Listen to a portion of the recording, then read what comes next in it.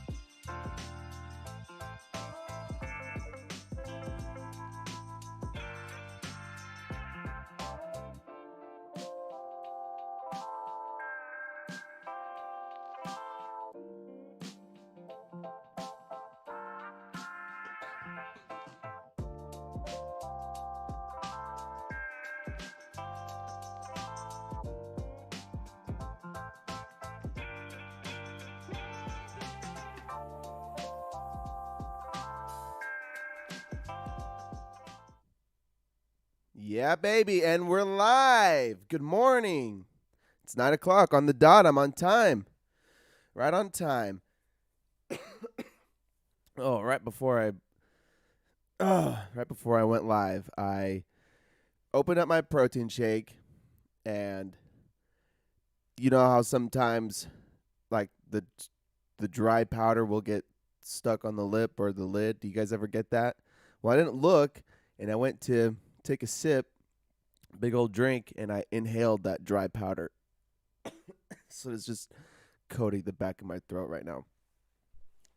Hey, B Moon is right on time, baby. Good morning. Oh yes, thanks for showing up. Hope you guys had a great week.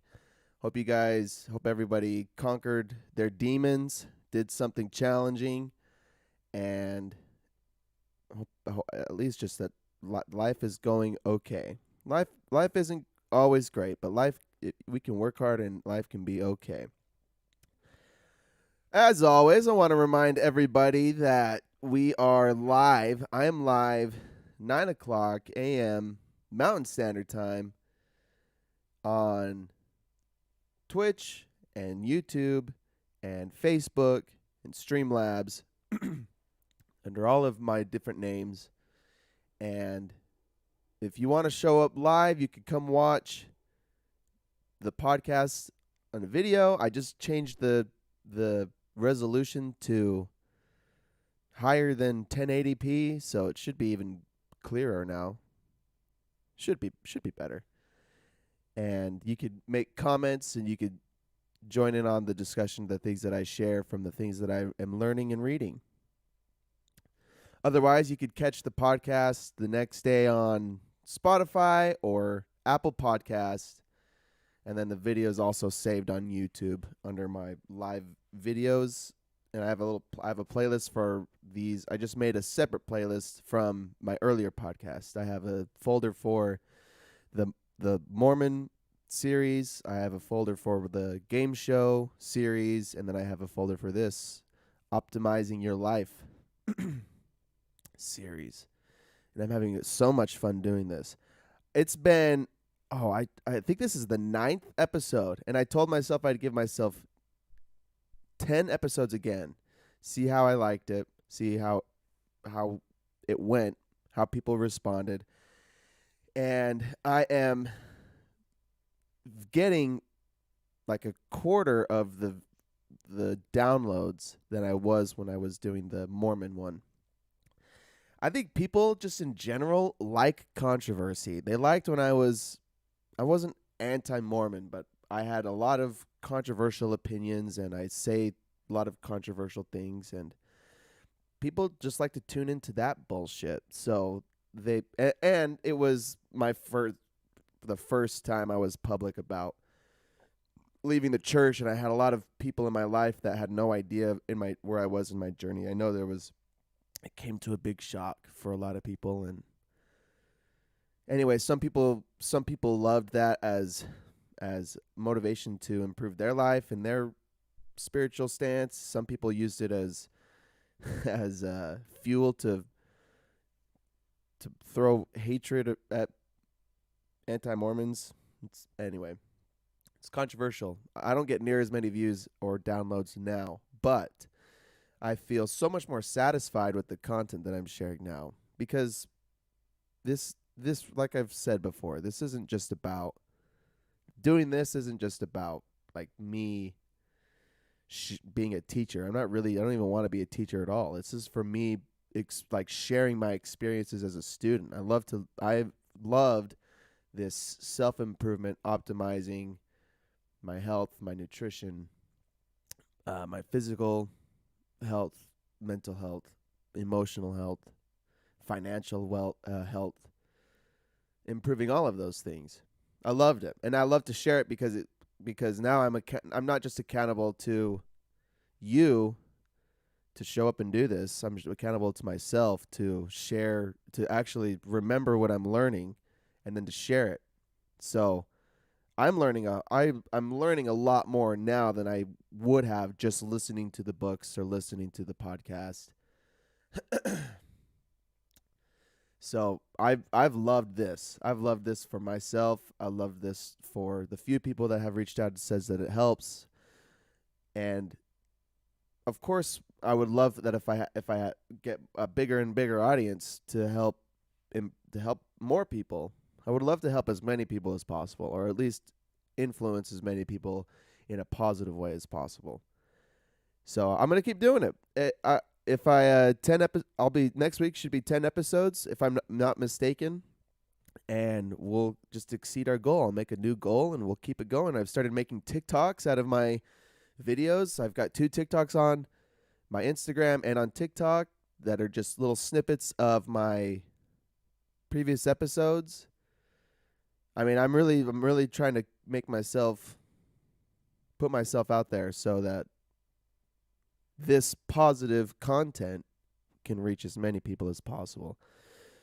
I do listen to and read stuff about politics, and I still listen to the Mormon Stories podcasts, and I still have all of those same, I still am on that journey as well, but that's just a separate part of my life from this.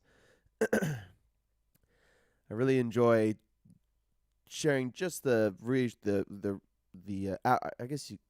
positive stuff, the things that are not super controversial. Today I'll be talking about money. So I know money can be controversial. Well, anything could be controversial just depending on how you live your life, but there's kind of in some things there are a right and a wrong way to do things. It's not okay. Anyway, Haby Moon said going to start taking the Rock's shower routine. Dude, that guy is fucking jacked. He's on my Instagram, and I only follow a few people on Instagram, and he's one of them, and he shares his workouts, and Jesus Christ, he's a monster. Take a cold shower this AM and planning on a warm one after a workout today. He says it helps him get a great start on the day. Dude, this pod helps me push myself. Braxton, yes, I do it for you. And you show up, and it means a lot that you support me. Thank you, my guy. That shower routine is exactly what I was sharing last week from the sleep podcast. With your body temperature and adjusting your body temperature, that's like scientifically the best way to start and end your day. Start with the cold shower because it has a warming effect that'll wake you up and get your body moving throughout the day, and then a warm shower or a bath or a sauna in the evening time that has a cooling effect and brings your body temperature down. It helps you wind down and go to sleep. That's awesome, dude. The Rock. See, this is why I love people like The Rock, man. This is why I like to follow them, because they have good, awesome habits, awesome, healthy habits. And I love having those kind of influences. Oh, you shared a tweet, but I don't know what. I can't look at it. That's okay. All right, I'm gonna get started. I got 2 books to cover today, so I'm gonna kind of I'm not gonna haul through them. I'm gonna get through the really important pieces. Rich Dad Poor Dad by Robert Kiyosaki and The Compound Effect by Darren Hardy. They can go hand in hand. The Compound Effect, recommended by Shy Gamer Girl 8. He's shared a lot of awesome books with me. The Compound Effect, jumpstart your income, your life, your success. Darren Hardy I'll read you a little bit of his biography. Darren Hardy is today's preeminent success mentor, having been a central leader in the success industry for more than 25 years. More than anyone alive today, Darren has met with, interviewed, and uncovered the methods used by the most successful people in the world. He now dedicates his life to paying forward the treasures he has collected to those choosing to be the exception. Excuse me. Darren Hardy is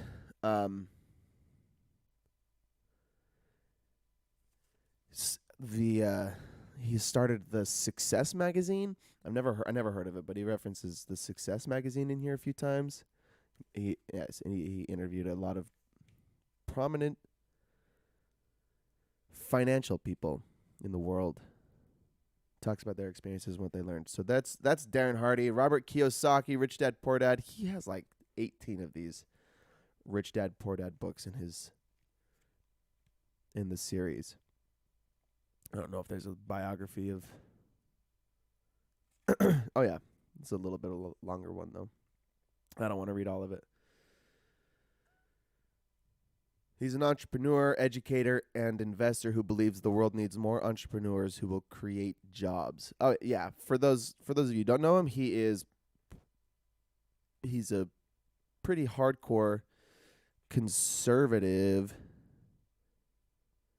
Founders of Rich Dad Company, Cash Flow Games. I want to get some of his Cash Flow Games. Robert has been heralded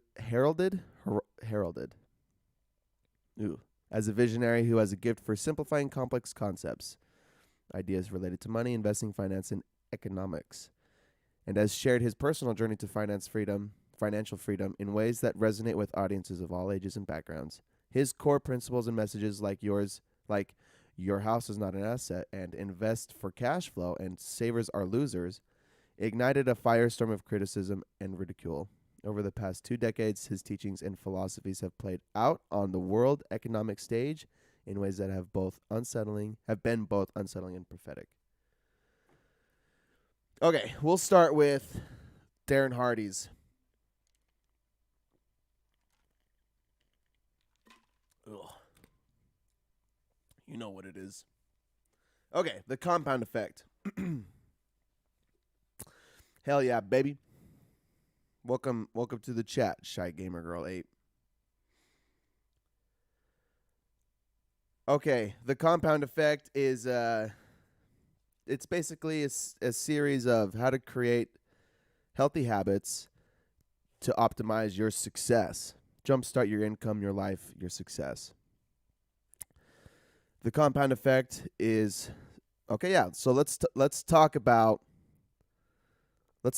making good habits.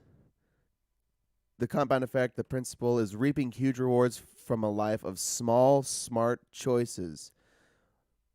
He says small, smart choices plus consistency plus time equals a radical difference. You cannot cheat hard work.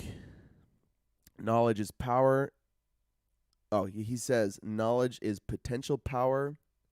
Knowledge uninvested is wasted. Knowledge isn't power. Knowledge is potential power. Knowledge uninvested is wasted. Chapter 2, the first point he talks about, the first aspect to the compound effect is choices, making the choices that we make in our life. We're 100% responsible for 100% of our choices and actions and beliefs, regardless of our life circumstances. If our life sucks or if our life is great, we're 100% responsible for all of our choices. So here's the formula for getting lucky. Preparation plus attitude plus opportunity plus action equals luck. Preparation plus attitude plus opportunity plus action equals luck. People don't just get lucky. He says the thing is people are in positions to be lucky. So yeah, that's the point. So take control of your choices, be aware of your choices. He inserts a challenge to thoroughly track a category you want to improve for a week, the choices that you make.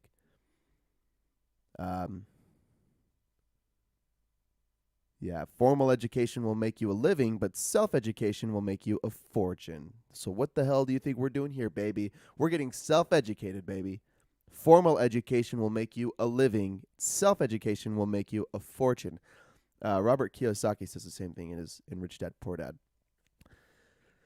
I have this idea of going back to school to continue my education.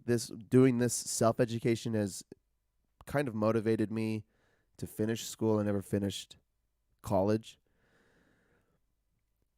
but I went to Weber State for a couple of semesters. I moved to Logan to go to Utah State with my friends, and I was just going through all the generals. Had a, I just, and I had no idea what I was doing. I was trying to get through my generals. I didn't have a major I was focusing on. I didn't have any goals. I didn't have I didn't have an end goal, and my grades suffered. My mental health suffered. I had no money. I could barely work. I worked at Staples for like $150 a week. I mean, I had a really, really wonderful time with my friends and learning a lot of life lessons, but God damn, if I didn't feel like I wasted that precious time in such in an area to receive actual growth or an actual education. So I left and I started cleaning carpets, and now I'm self-educating. So I have this idea about continuing my formal education, but I have a hard time going back and forth. I know, hey B Moon, back to school, baby, hell yeah. You're a huge advocate for school. I know you spend a lot of time at Utah State. the frat boys don't want to leave. I don't have any issue with formal education if you know what you're doing, and if your dreams require it, I think you should definitely chase it. I had a hard time personally because I had no end goal. I had nothing I was aspiring to. I had things that I liked. I really loved the public speaking classes. I loved my small group communication classes. So I thought I'll major in communications. But then what was I going to do? I had nothing pushing me or helping me. Yeah. Hey B Moon took 3 billiards classes over 7 years and had heart surgery in between. Great time. What a wonderful time. So, formal education. Darren Hardy says, formal education will make you a living. Self-education will make you a fortune. Chapter 3. That's chapter 2. Choices. Chapter 3. Habits.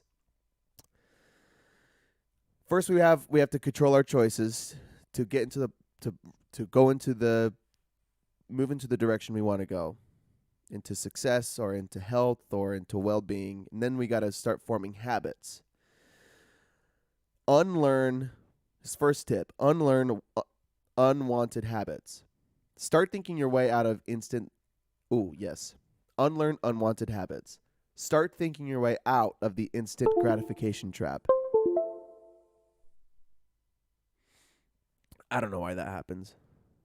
Sorry. The biggest point about habits is your why power.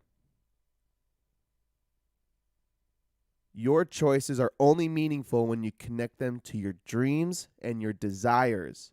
Your dreams and your desires is your why power, your why. Why are you making these choices? Why are you trying to change your habits? Because of your beliefs and your dreams and your desires. Understand your dreams and your desires. Write them out. Think about them. I think about that all the time, and I write them out. I write them in my notes. I have like 1,600 notes about dreams and desires that I want.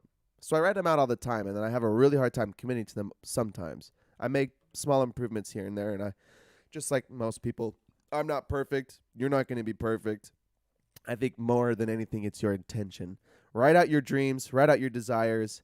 That's your why. If your why and if your intentions and your desire is strong enough, you will be able to form your habits, change your choices, and accomplish the things that these things that you want to accomplish. Nothing hurts more than when your actions are incongruent with your values. Deep truths. When you're certain of your core values, decision-making is simplified. Yep. Be certain of your core values. Yeah, a lot of good notes from chapter 3. Are you willing to sacrifice your life for the achievement of a goal? Because it's essentially what you're doing. Are you willing to sacrifice your life for the achievement of a goal? That's essentially what you're doing. You're giving up your life, the, like I said before in other episodes, you're giving up the late nights partying with your friends, the late nights playing video games, the late mornings sleeping in. If you want to be fit, you're giving up time to do other things, and you're also giving up food that you like to eat. You're giving up your life for other things. Are you willing to sacrifice your life for the achievement of a goal? Five strategies for eliminating bad habits. Identify your triggers, clean house, swap them out, ease in to new habits, and then jump in. 5 strategies for eliminating bad habits. Identify your triggers, what triggers your bad habits. Get rid of all of those things. Clean house. Get rid of all of the bad triggers. Swap out bad habits for good habits, or swap out the triggers for other things. Ease into your new habits and then jump all the way in. 7 techniques for installing good habits. Set yourself up to succeed. I mean, I could talk about all of the things that I'll give examples. He gives plenty of examples. He dives into depth on all of these points. I'm just giving you the points. 7 techniques for installing good habits. Set yourself up to succeed. Think addition, not subtraction. You want to think about what is this new habit adding to my life, not what am I losing from taking these things out. That was a big one for me. It's easy to think I want to wake up early and go to the gym. And it's easy to think, have the subtraction mindset. I'm going to miss out on late nights with my friends. I'm going to miss out playing extra amounts of video games, or miss out watching TikTok or whatever. That's a subtraction mentality. Think more, have an addition mentality. What is waking up early going to do for me? I'm going to have extra time to hang out in the gym. I'm going to feel better throughout my day. Think addition to your good habits. Number 3, go for a public display of accountability. That's basically what this is too. A public display of this, meaning this podcast. Have somebody that you're accountable to. Have a group message with a group of people that you're accountable to. Be accountable to people on social media. Be accountable to your family or to your spouse or your loved ones. Accountability is a huge proponent to success. If you're in a business, most businesses you're accountable to a boss, right? So to measure performance and to make sure that you're accomplishing the things that you should be accomplishing. Number 4, find a success buddy. 5, competition and camaraderie. Like the Spartan races for me, I love the Spartan races. That's a huge competition and huge camaraderie. Tons of people getting their asses kicked on the race, on the trail, and giving you, pats on the back and helping through an obstacle, whatever. Camaraderie is huge. Celebrate your victories. And the 7th one wasn't clear, but I wrote patience. Have patience throughout the process. I'll read them one more time really fast. 7 techniques for installing good habits. Set yourself up for I'll start again. Set yourself up to succeed. Think addition, not subtraction. Go for a public display of accountability. Find a success buddy. Competition and camaraderie. That one comes after find a success buddy. Did I say that already? Ugh. Celebrate your victories and have patience. That's how to form good habits. Chapter 4 is momentum. Chapter 4 is momentum. He has 6 points on how to establish momentum, and he goes into it later on. I think that's what each chapter is supposed to be. The first point is making new choices based on goals and core values. Number 2 is putting choices to work through positive behaviors. Number 3 is repeating healthy actions to establish habits. Number 4 is building routines into daily discipline. Number 5 is staying consistent over time. And number 6 is momentum. Make new choices based on goals and core values. putting choices to work through positive behavior, repeating healthy actions to establish habits, building routines into daily discipline, staying consistent over time, and then you achieve momentum. Developing a routine of daily predictable disciplines prepares you to be victorious on the battlefield of life. Cheers to that one, Darren.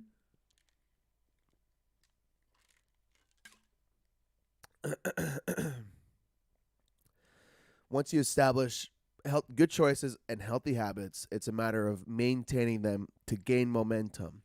And that's where the compound effect starts to come into play. Oh, where was I? I was reading something. I was learning something about compound interest. Oh, what was it? Our minds can't comprehend compounding interest. It may be the book that I'm reading right now. Yes, The Art of Thinking Clearly. That's the book that I'm reading right now that we'll talk about next week. Our minds aren't able to rationally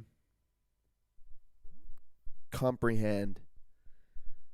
Sorry, some bot is in my chat asking me if I want to be famous, and of course I want to be famous, but I'm not going to buy followers or primes on bigfollows.com. Someone report that motherfucker. Okay. Forgive me. Our minds can't rationally comprehend interest.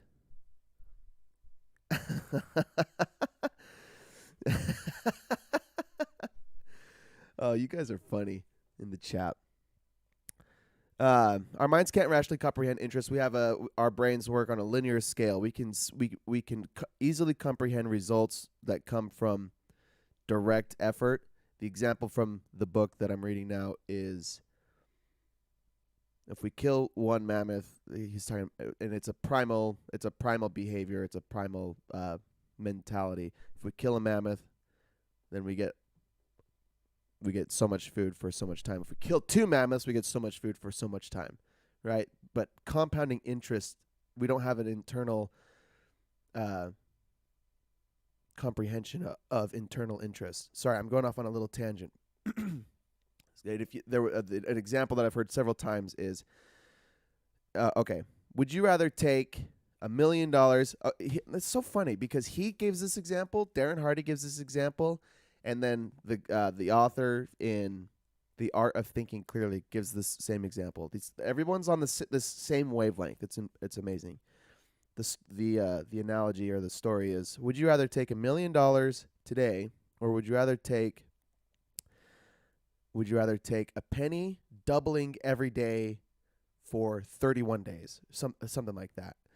And given through studies and surveys, most people would take the $1 million today because it's a fucking $1 million. But if you do the math, that penny compounds over 31 days to be like, I think it was like 5 million or it was 10 million. It was one of those ratios. Yeah, but we can't rationally comprehend that a penny compounded, it's compound interest. Our brains don't rationally comprehend that. So when we think about making small decisions every day to improve our health, to improve our mentalities, to improve our finances, to improve all of these things, we can't comprehend the compound interest that is happening on our bodies. We can see direct results, and I think that's why people get so frustrated going to the gym for 2 weeks or for a month, and they see very, very little difference, if any difference at all. Especially depending on how disciplined they are. If they're half-assing the gym, if they're half-assing their diet, their progress is going to take much, much longer. Much, much longer. So they get pissed and they get frustrated and then they quit. But it's all about it's about the fucking compound effect. Our bodies and our minds are compounding with every good decision that we make. Everything is improving with every good decision that we make. And it compounds and it compounds and it compounds. And then eventually that one cent turns into $5 million in 30 days or 10. I can't remember the number. 2.5, whatever. Still more than $1 million today. That's what all of these, that's what the making good choices, starting with good choices, developing healthy habits, and then establishing momentum to compound all of those good decisions. That's chapter 4. Chapter 5 is influences. There's 3 kinds of influences anyway. The first influence is input, what we put in our brains. Yep, what we put in our brains is what we get out. The second influence, associations. Who do you spend most of your time with? And number 3 is environment. You receive what you tolerate. I love this principle. You don't get out of life what you put into it. You get out of life what you tolerate. If you tolerate bad health, you'll have bad health. If you tolerate bad relationships, dysfunctional relationships, you'll get dysfunctional relationships. What are you willing to tolerate? If you have a lower standard, you're going to receive a lower standard quality of life. But if you have high expectations, high standards of living, expect tons out of your partner, have high expectations from your friends, from your family, from your business, from yourself, especially from yourself. What kind of expectations do you set for yourself? Because if you have a low standard, if you tolerate, you get out of your body whatever you tolerate. So if you tolerate getting drunk and getting fucked up and then feeling like shit for a couple days, if you tolerate that, then you're going to just keep doing it. But if you don't want that, you got to change what you tolerate. So the 3 life influences are input. You get whatever you put in your brain is what you get out.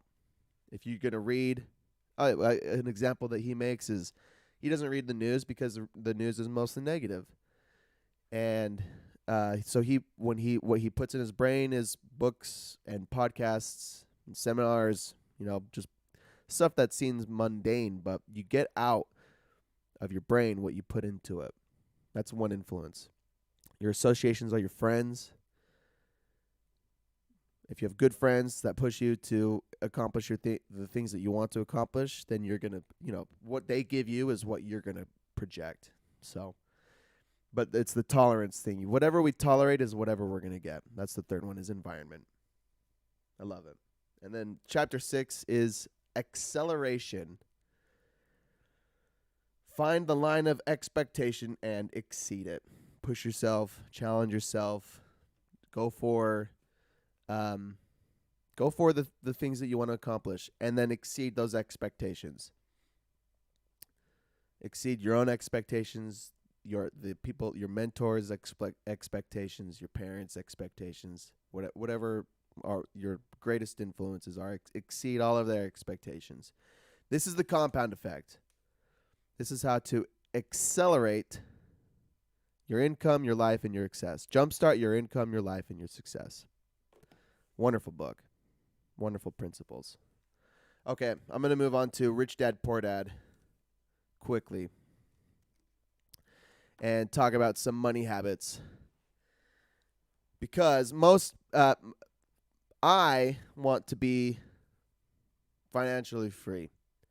A goal of mine it's a personal goal. I don't mind sharing it. Is I want to get into a place where I don't have to spend my time working for money to pay my bills, to buy food, to pay for things that I enjoy.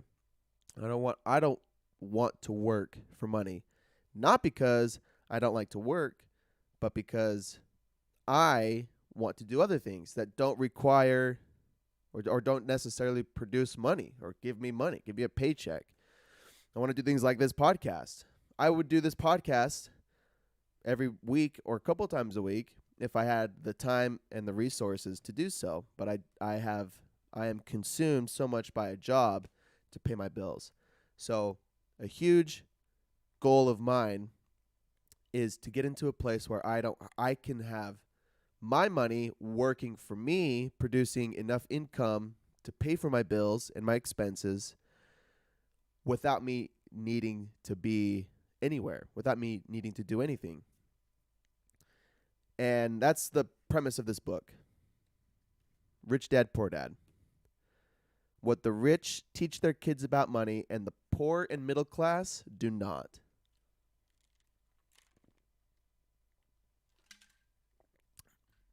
Let me say this first, too.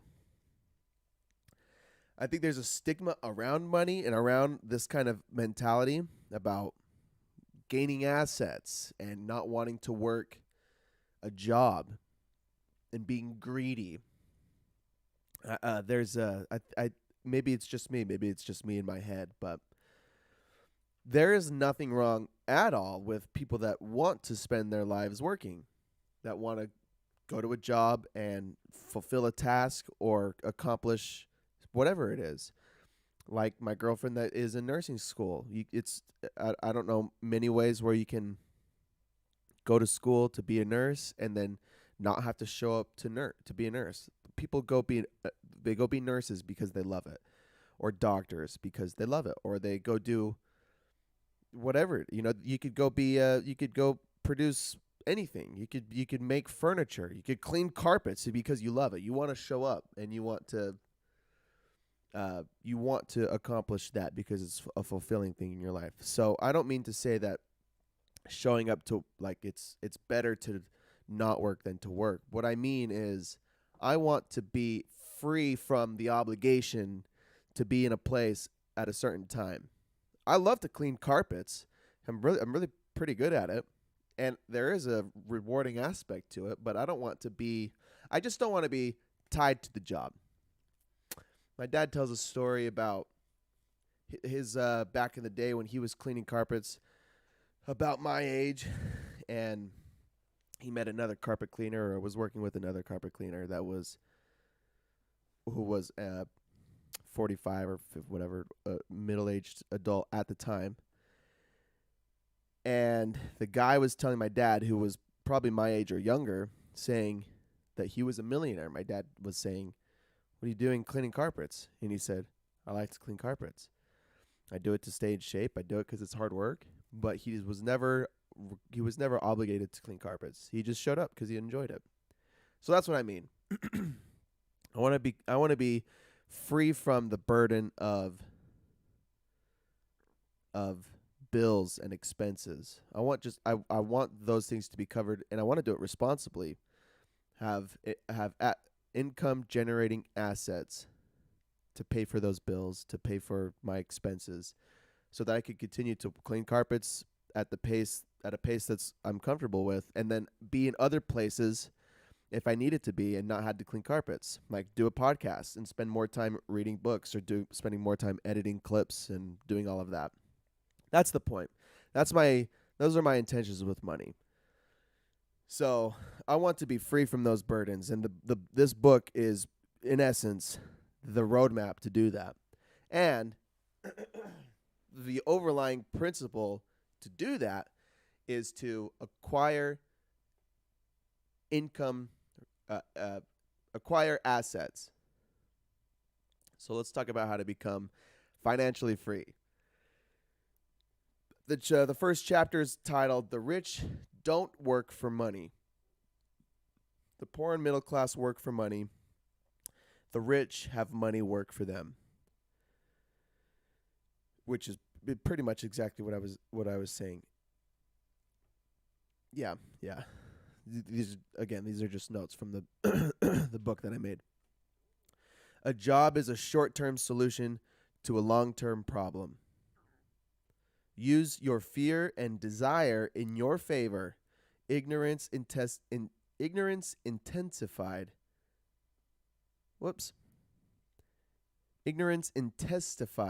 Jesus. Let me try this. I wrote it wrong and then I keep saying it wrong. Use fear and desire in your favor. Ignorance intensifies fear and desire.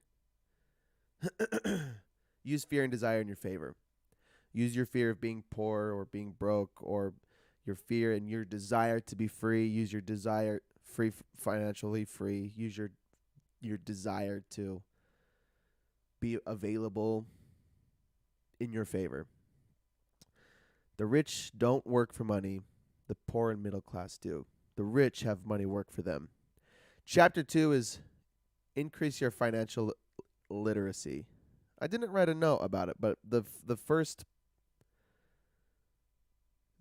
point is, well, maybe not the first point, but the overlying principle of the book is buy assets.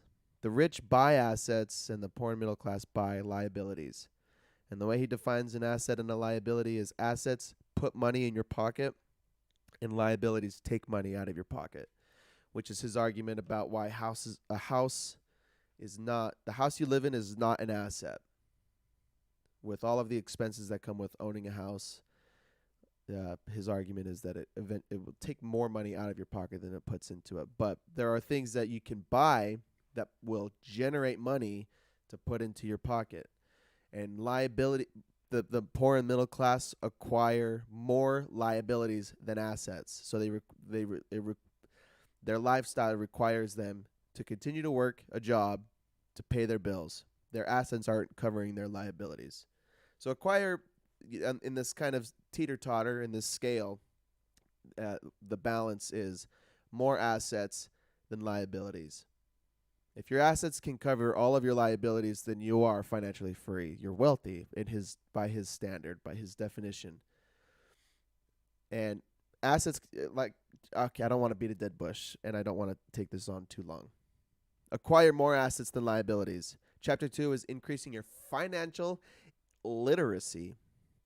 Intelligence solves problems and produces money.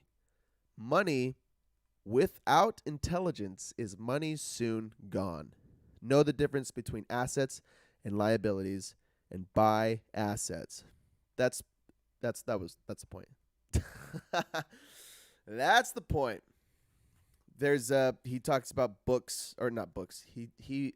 This rich dad company makes board games about how to escape the rat race.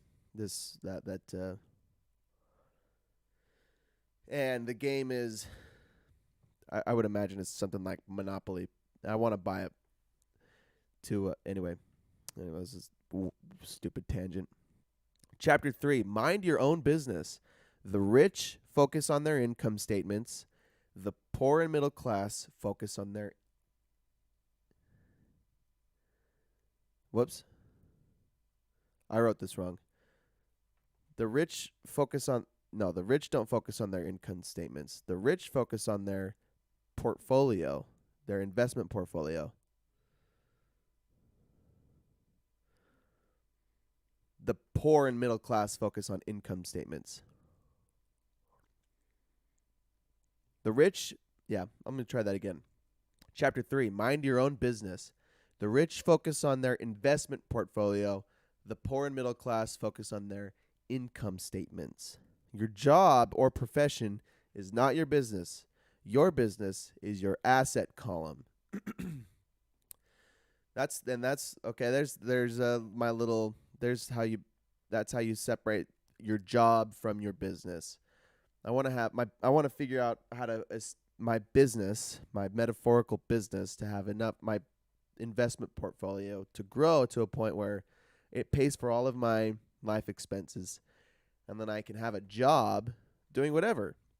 Cleaning carpets, making podcasts, playing music, playing video games, and establish ways to make money that way if it was important. But at the end of the day, have your assets paying for all of your expenses. Your job is not your business. Being a bank teller is not your business. Being a bank teller is your job. It earns you the cash to buy assets. And whatever your assets are is your business. You could tell that I have no idea what I'm doing in this regard. That's why I like reading these books, because I have no idea. I don't know what I know. You Google what are assets? What kind of income generating assets can I invest in? And there's like 4 that just keep coming up. There's real estate.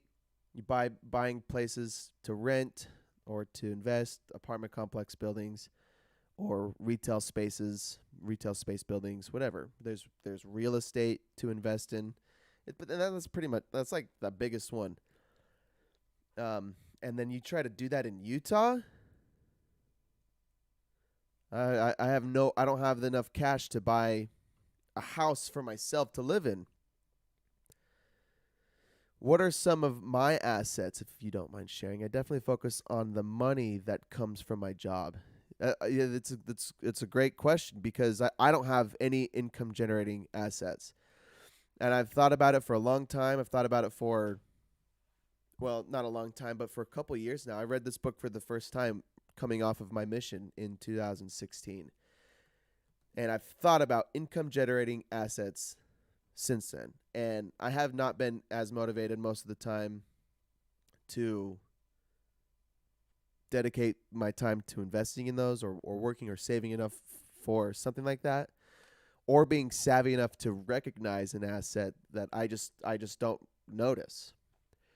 That's so I don't have any income generating assets, but I buy a lot of fancy stuff. Like if you could see my whole gaming setup, this is a huge ass investment, but it's not producing any income. I could, if I was proactive, I could let my whole gaming setup run, like mine Ethereum or mine Bitcoin, all of the cryptocurrencies, and then it would be an asset because it would be producing income. It would be putting money in my pocket. It would eventually pay itself off, and then it would be all the extra cash would be going into my pocket. It would also be an asset if I was making money from the podcast, but I'm not. If I was making enough money from each episode or from each TikTok, and it would pay for the editing software that I bought, it would pay for the streaming service that I use, it would pay for all of the equipment, and then it would be putting cash in my pocket. And then I just bought a ton of live music performance gear, like speakers and mixers and cables and microphones and tons of music equipment that is producing $0 in income. But if I was a touring musician, not even okay, because then if I was a touring musician with my equipment, it becomes my job. It doesn't become my business. It would become my business if I rented it to somebody and then someone else was paying me to use my stuff. It's my stuff that they're paying me to use. But if I'm touring or if I'm performing music, it becomes my job. My goal is, did my stream freeze again? I'm just gonna keep going because it came out of this freeze last time. Sorry, I hope that it keeps working. I noticed it at 54:46, but I'm gonna keep going. If you're in the chat and it's still working, please say something or send me a text. I need to know if this is still going. But I'm just gonna keep going. Actually, I'm going to send a text to a couple of you that are in the chat really fast because I don't want to keep going if it's not working.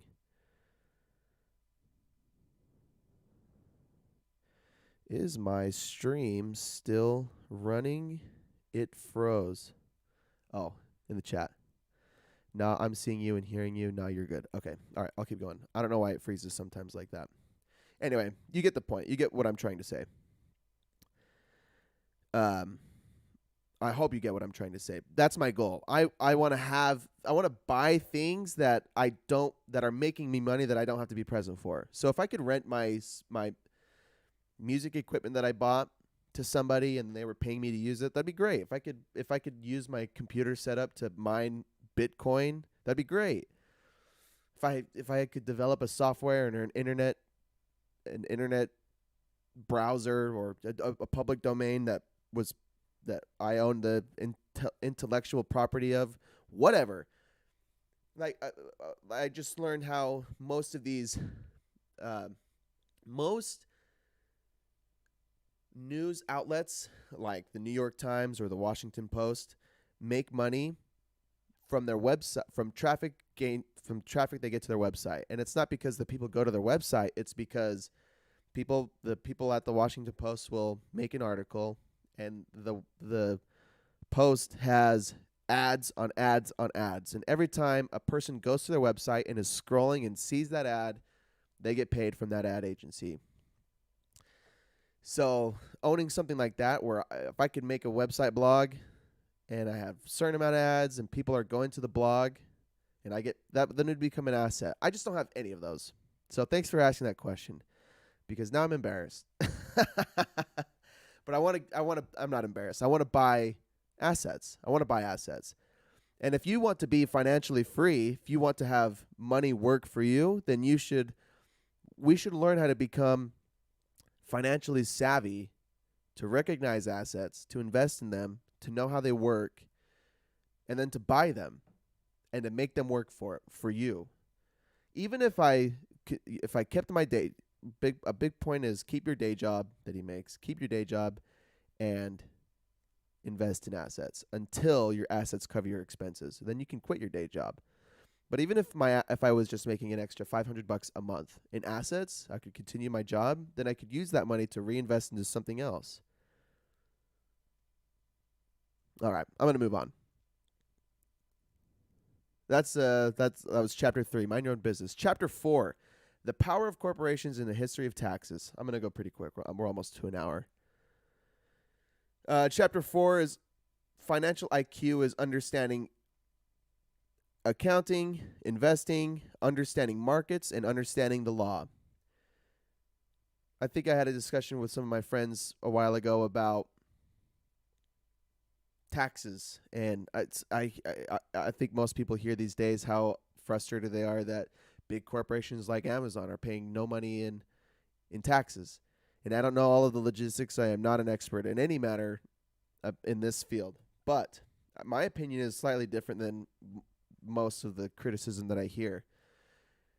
As far as I'm aware, Amazon is not breaking any rules, or they're not breaking the law. They're following the law. Whatever. I don't know. I have no idea. And I am not here to be controversial, even if it gets me views. I just want to share my opinion. Is if they're following the rules, and the rules are that if you do X, Y, and Z, then you pay no money in taxes, then what's the problem? Amazon creates hundreds of thousands of jobs. I don't know, maybe millions of jobs. They employ millions of people, or hundreds of thousands of people, or tens of thousands. I have no idea. And they build warehouses, and they buy trucks. They are spending exorbitant amount of money to run a business that's going back into the economy. The business Amazon spends a ton of money invested into the economy, and that's that they become write-offs, and that's how businesses are able to not pay money in taxes. As a self-employed person that owns my own LLC, I pay very little in taxes legally, because a lot of the money that I spend goes towards carpet cleaning, goes towards my business. And so it's I'm not a crook, because I'm just following the rules. I work with my accountant. He tells me what I can write off, what I can't write off, what I pay for out of pocket, and then it is what it is. So, but you know what the consequences for me is? I pay. I have a ton of money that I write off as expenses, so my income is shown a lot lower than what my gross my net income is a lot lower than my gross income after my expenses, which means when I try to apply for a loan to buy a house, I get approved for almost no money. So there's consequences to following the rules. Always follow the rules, but understand the rules. Understand what they do for you, and then of course take advantage of the things that work in your favor. Why would you bend over backwards to the government and pay more taxes than you should?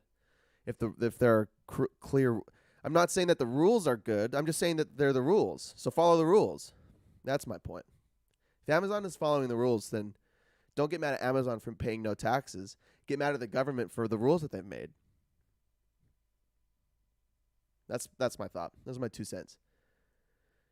That's chapter 4, power of corporations. Yeah, he talks about how LLCs are the greatest things that have happened to investors and to entrepreneurs in the modern era because of the rules that come with owning and being an LLC, a limited liability corporation. The chapter 5, the rich invent money. Find an opportunity that everyone else missed. Raise money with ways that don't require a bank. Investing isn't buying, it's more a case of knowing. Organize a case of smart people. Learn to manage risk, not avoid it. Yeah, don't be afraid of risk. Just learn to manage it. That's chapter 5. Chapter 6, there are 9 chapters. Chapter 6, work to learn. Don't work for money. Most people only learn how to work hard. Combine that with sales and marketing, and that you will greatly enhance your income. Most people only learn to work hard. Combine hard work with sales and marketing, and you will greatly increase your income. Just like I was saying about, if I had a greater understanding of sales and marketing, just for carpet cleaning, if I had a really good understanding of how to get employees, or how to if I had a better understanding of my accounting and how much money I'm wasting doing, using so much product, or what products I should avoid, or anyway, most people only learn to work hard, but combine that with sales and marketing and you'll greatly increase your income. Understand all aspects of business systems. The most important are sales and marketing. Main management skills needed for success are Main management skills needed for success are management of cash flow, management of systems or time, and management of people. The better you are at communicating, negotiating, and handling fear and rejection, the easier life is. So, work to learn. Don't work for money. Sales and marketing is the most important aspect of all business systems. And the better you are at communicating, negotiating, handling fear and rejection, the easier life is, just in general. Chapter 7, overcome obstacles. Focus, overcome cynicism.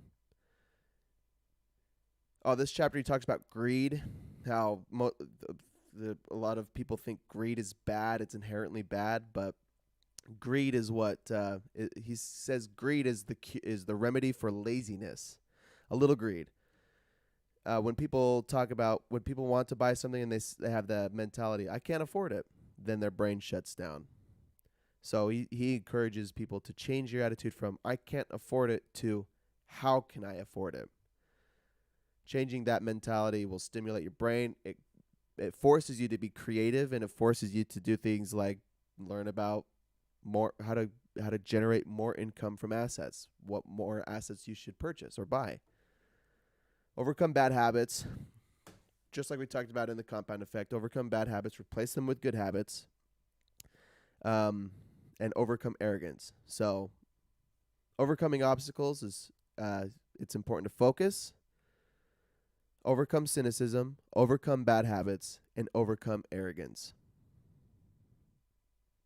And then there are 10 points to get started. And I'll just read them quick. Sorry, it's been an hour. You guys are so awesome for hanging with me for so long.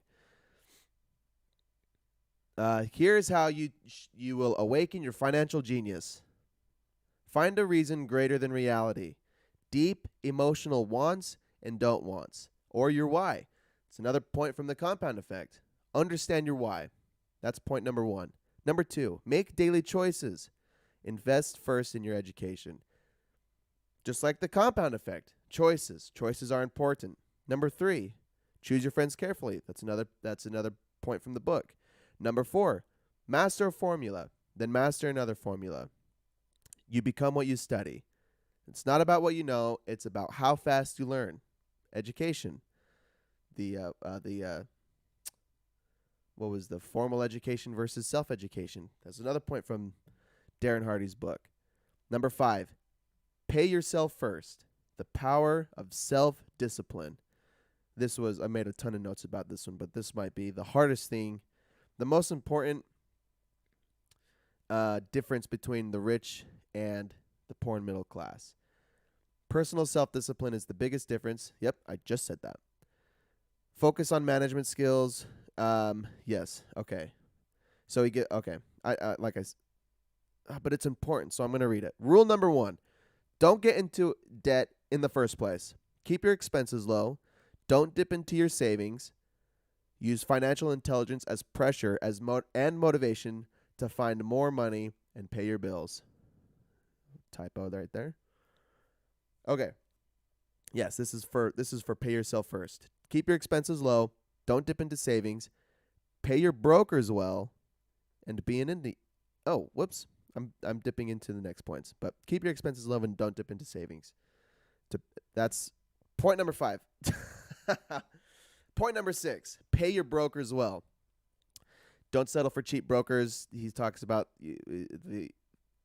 a good broker or a good lawyer or a good accountant is going to work for you. If you pay them well, they're going to have more incentive to do well for you. If you find a cheap one, if you pay them cheaply, then what point is there for them to work hard for you? Pay your brokers well. Number 7, be an Indian giver. There must be something free in the deal. And then he gives an example of Ray Kroc from McDonald's. Be an Indian giver. Number 8, use income generated from assets to buy luxuries. Number 9, choose your heroes carefully. If they can do it, so can I. And number 10, teach and you shall receive. Those are 10 points from Chapter 8 on how to get started. And then Chapter 9 gives some more tips on things that you can do. Assess what is working and what is not. Look for new ideas. Take classes and seminars. Make tons of offers, even on deals that you don't love. Shop for bargains in all markets. Look in all the right places. Buy the pie, then cut it up. Think big action always beats inaction. There you go. Rich Dad, Poor Dad. Steps on how to improve financial intelligence and financial freedom. Get out of the rat race. Darren Hardy's Compound Effect, how to establish good habits. Jumpstart your life, your future, your income, your success. That's it. 2 books that really go hand in hand. Yeah. I'm going to make a goal publicly for... I'm just coming up with this on the top of my head. It's the 9th of August. And I want to have... Well, I'll tell you this. One of the... Aside from real estate as one of the most popular assets, and I should go back to Hayden's point, or Hayden's question, I have money invested in the stock market. The stock market is one of the next most popular investment tools, and it's one of Robert Kiyosaki's primary assets as well. He's all in on real estate and small business ventures, and the stock market. I mean, really, there are only like a few very clear assets to invest in. It's just about being smart enough to recognize good ones from bad ones. But I have no idea what I'm doing in the stock market. I'm just following all of the apes, and we're going to the moon with AMC and GameStop. That's all I have. I have like 10 grand in both of those stocks together. And I don't know what's happening. It's just like keeps going up and down. I have no idea if it's ever going to squeeze and I'm going to make millions. I don't know. I don't know whatever will happen. It's not a smart play. I'm just following the crowd. I'm just doing what Shy Gamer Girl sends me. He's very confident. He actually has done a ton of research on the whole thing. He's very confident, and I trust his confidence. I have done almost no research. I read some of the posts that you send me from Reddit. I follow guys that are huge in the whole movement on Twitter. I read their stuff. I just don't know anything about the system of stocks. I don't know. I just don't know how it will ever. I mean I have an idea, but I can't recognize other opportunities like that. But the stocks are another huge asset So my goal that I want to make is I want to have money invested somewhere else by the end of the month. And I think actually a better goal that I'm going to make, that I'm going to commit to, is to invest. If pay yourself first is one of the most important points on how to get started. That I'm going to pay myself. If you've ever heard of the 50-30-20 rule, I think it's a pretty common investment strategy for most people. From 100% of your income, take 50%. 50% should cover all of your expenses. 20% should be saved for your future and retirement. That's paying yourself first, the 20%. And then the 30% is buying fun stuff, like going to the movies or buying computer stuff or buying recording stuff. So 50% expenses, 30% fun stuff, 20% pay yourself first. And instead of, I'm sorry, I'm going so long, but I keep learning all this shit.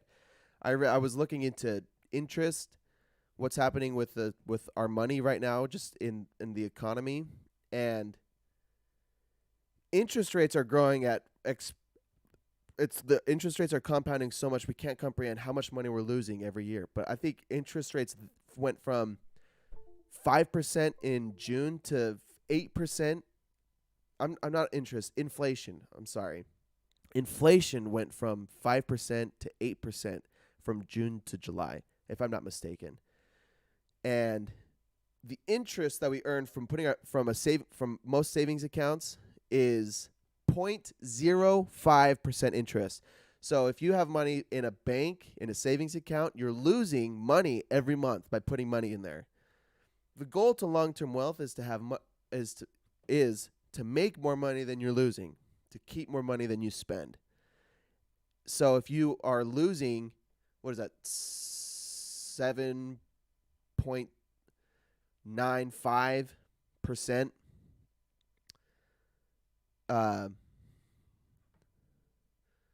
sorry, Steve's just texted me. I want to make sure that my stream is still working. Oh, he's sending me inflation rates. Yeah. Okay. Oh no. I think he's correcting me, helping me. Inflation in the last 3 months is very on par to what happened in the big crash of 2008. I know. Okay, thank you. I'm so glad that you're sending me this. He said, okay, so inflation in January went up 1.4%. And again, our brains can't rationally comprehend compounding interest, right?